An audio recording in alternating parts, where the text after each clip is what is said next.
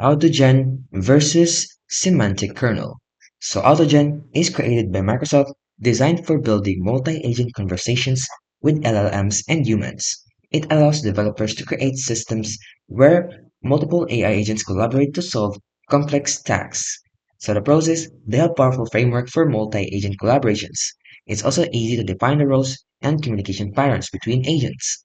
They also have great research, experimentation, and advanced AI workflows, and it's also active with the development with strong support from Microsoft. However, it comes with cons, so the overhead and complexity for simple AI apps is very visible, and the documentation can feel fragmented at times, and it's not as lightweight as other platforms. Then we have Semantic Kernel. Now, Semantic Kernel, also from Microsoft, focuses on orchestrating AI functions. It allows developers to mix natural language with code functions, plugins, and connectors for building intelligent apps. It's less about agents and more about workflows orchestration. So the pros of it is it has a strong combining AI existing code and APIs. It also has a built-in connector for plugins, memory, and skills.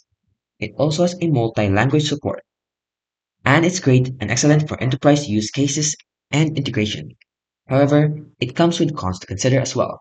So it has a smaller community compared to LangChain or Autogen. It also can feel too Microsoft-centric in ecosystems, and it's more focused on workflow and orchestrations than true multi-agent systems. So overall, both frameworks are powerful but serve different goals. Autogen is best for building multi-agent systems. Meanwhile, Semantic is better if you want to integrate AI into enterprise apps.